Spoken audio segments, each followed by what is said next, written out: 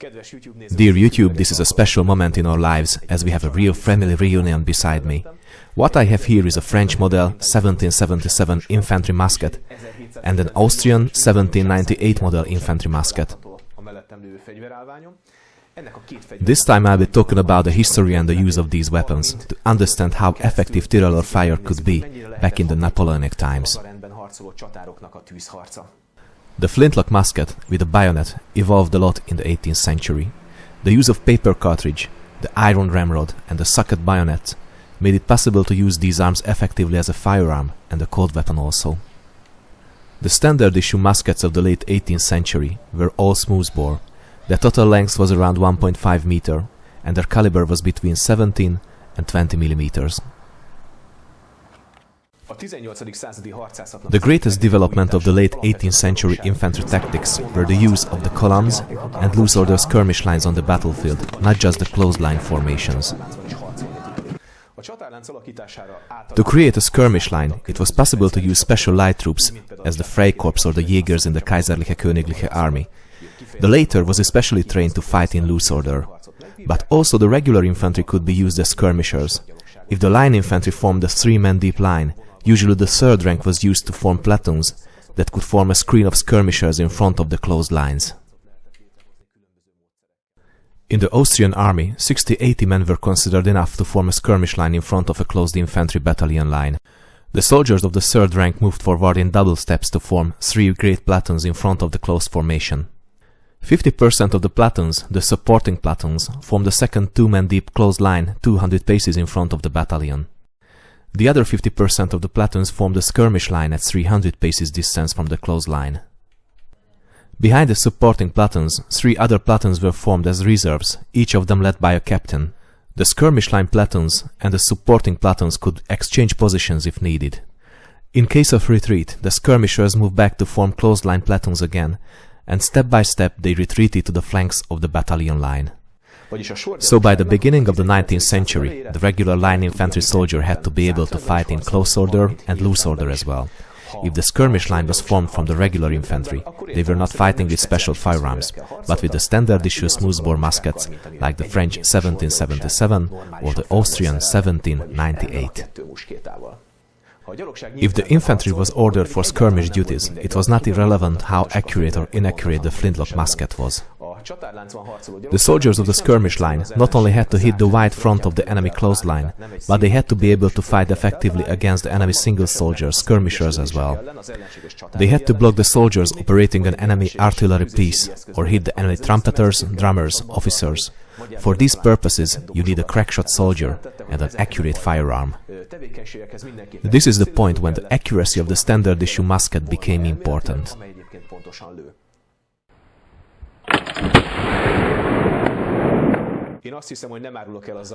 I think you will not be surprised when I say that the smoothbore musket is not the most accurate firearm on earth.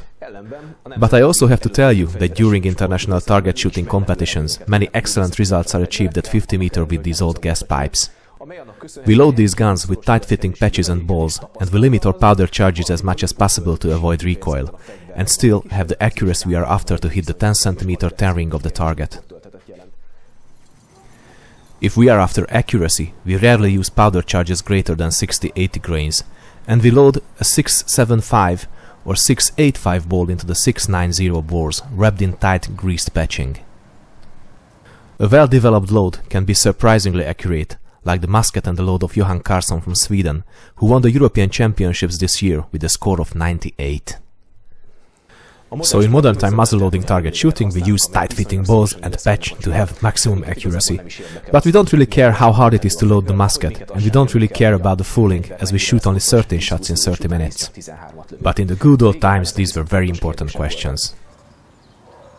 In 1777, the original regulation French musket cartridge held 12.25 grams of musket powder and a 16.5 mm lead round ball. This load with a 27-gram ball is much stronger than the ones we use today for target shooting. The gap between the ball and the bore was 1 full millimeter. In 1792, the size of the ball was reduced, because experiences showed that the musket was much harder to load even after only 10 or 20 shots. A French soldier received 30 pre-rolled paper cartridges in his cartouche, and to have an easy loading for the full battle, something had to be done. In 1792, the size of the ball was reduced to 15.9 mm to facilitate loading and to achieve a higher rate of fire. The gap between the ball and the ball rose to 1.6 mm. So this French cartridge became the sample for all the nations who later copied the 1777 French musket. These muskets were anything but accurate even with the 16.5 mm balls, but the reduction of the ball diameter meant losing some accuracy again. What we win on the higher rate of fire, we can easily lose on inaccuracy. In this period, the muskets were manufactured with two types of breech. The first type was the one used by the Prussians, or like the one the Austrian model 1782 muskets had. These muskets had a large touch hole, so when the powder charge was poured into the bore, it primed the closed pen in the same time. There was no need to prime the pen in a separate step during the loading process. So an Austrian or Prussian musket was much faster to load. The French people did not prefer this method, although it resulted in a higher rate of fire. A Prussian or Austrian soldier was able to load and fire his musket 4-6 times a minute, while the French soldier was only capable of 3 shots at the same time.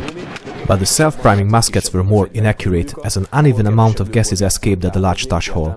The French musket, firing a smaller ball with higher velocity, proved more accurate. A more uniform gas pressure and velocity and tighter ball fit resulted in a larger effective tactical range. The French musket had a conical touch hole. The flash hole reached the very end of the powder charge on a large surface, while the touch hole itself was small to reduce the amount of escaping gases. The French officers knew that the accuracy will suffer due to the change, but they also agreed that the musket will still fulfill its job from a tactical point of view. The French 1777 musket is often called as the first firearm in history that was manufactured on the basis of interchangeable parts. But this is only partially true. To understand why, we have to learn the history of the 1777.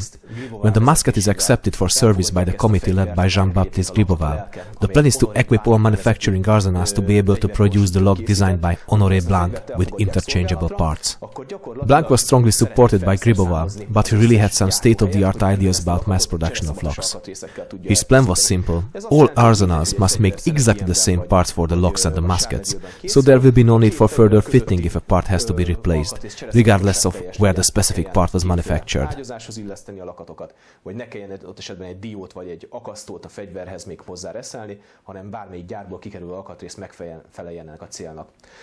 Therefore, Honoré Blanc organizes the process of manufacturing with modern principles. All parts will be checked, accepted or rejected with the use of factory gauges. A new officer is placed between the private contractors and the state-owned arsenals, the inspectors, who will check all the manufactured parts individually.